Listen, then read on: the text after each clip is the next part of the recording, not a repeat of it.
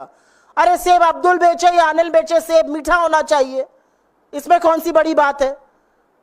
और मैं एक बात और आपको बता दूं, ये थोड़ी मेरे लिए निजी बात है, ये जाहिल वही लोग हैं जो अयोध्या हारने पर हिंदुओं का बहिष्कार करने की वकालत कर रहे थे, जो कहते थे अयोध्या जाओ तो अपना पानी लेके जाओ, अपना खाना लेके जाओ, अपनी पूजा की सामग्री लेके जाओ। ये हिंदुओं का भी बहिष्कार करते हैं, ये किसी के सगे नहीं है, ये सिर्फ अपनी गंदी राजनीति की रोटियां सेकने का काम करते हैं।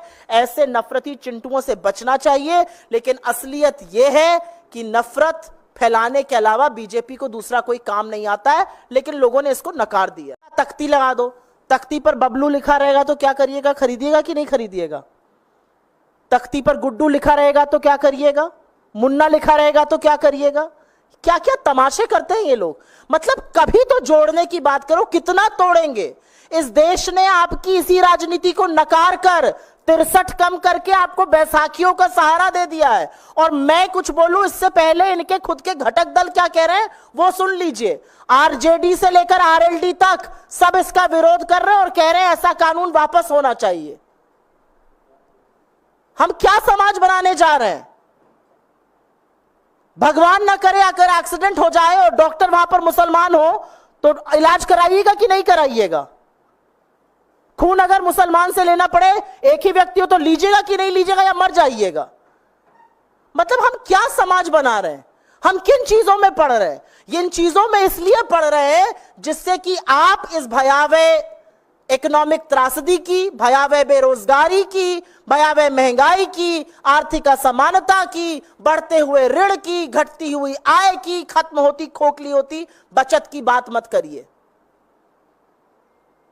इसी में उलझे रहिए। कौन तख्ती लगा रहा है कौन नहीं लगा रहा है, यह मत पूछिए कि मेरे बच्चों का एजुकेशन बजट आपकी हिम्मत कैसे हुई 7% काटने की। इसी में उलझे रहिए, कौन तख्ती लगाएगा कौन नहीं लगाएगा। जब भी बैठे बिठाए कोई काम ना हो तो उसमें कैसे नफरत का छौंक लगाना है, यह आपको बीजेपी की आदत बनती दिखाई देगी। कांवड़िया यात्रा करने जा रहे थे, क्या करते, जल लाते, अर्पित करते, शिव भक्त हैं। ये ना हिंदू धर्म को समझते हैं ना शिव जी की विराटता को समझते हैं। इन्होंने कहा तख्ती लगा दो, तख्ती पर बबलू लिखा रहेगा तो क्या करिएगा, खरीदिएगा कि नहीं खरीदिएगा। तख्ती पर गुड्डू लिखा रहेगा तो क्या करिएगा, मुन्ना लिखा रहेगा तो क्या करिएगा। क्या क्या तमाशे करते हैं ये लोग। मतलब कभी तो जोड़ने की बात करो, कितना तोड़ेंगे।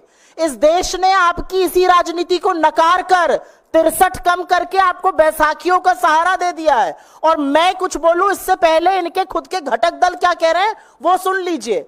आरजेडी से लेकर आरएलडी तक सब इसका विरोध कर रहे हैं और कह रहे हैं ऐसा कानून वापस होना चाहिए। हम क्या समाज बनाने जा रहे हैं। भगवान ना करे अगर एक्सीडेंट हो जाए और डॉक्टर वहां पर मुसलमान हो तो इलाज कराइएगा कि नहीं कराइएगा। खून अगर मुसलमान से लेना पड़े, एक ही व्यक्ति हो तो लीजिएगा कि नहीं लीजिएगा या मर जाइएगा। मतलब हम क्या समाज बना रहे हैं, हम किन चीजों में पढ़ रहे हैं। इन चीजों में इसलिए पढ़ रहे हैं जिससे कि आप इस भयावह इकोनॉमिक त्रासदी की, भयावह बेरोजगारी की, भयावह महंगाई की, आर्थिक असमानता की, बढ़ते हुए ऋण की, घटती हुई आय की, खत्म होती खोखली होती बचत की बात मत करिए। इसी में उलझे रहिए। कौन तख्ती लगा रहा है कौन नहीं लगा रहा है, यह मत पूछिए कि मेरे बच्चों का एजुकेशन बजट आपकी हिम्मत कैसे हुई 7% काटने की। इसी में उलझे रहिए, कौन तख्ती लगाएगा कौन नहीं लगाएगा। अरे सेब अब्दुल बेचे या अनिल बेचे, सेब मीठा होना चाहिए, इसमें कौन सी बड़ी बात है।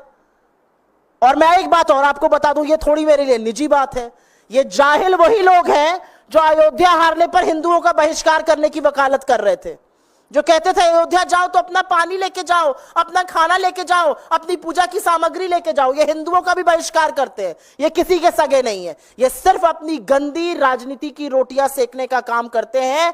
ऐसे नफरती चिंटुओं से बचना चाहिए। लेकिन असलियत यह है कि नफरत फैलाने के अलावा बीजेपी को दूसरा कोई काम नहीं आता है, लेकिन लोगों ने इसको नकार दिया।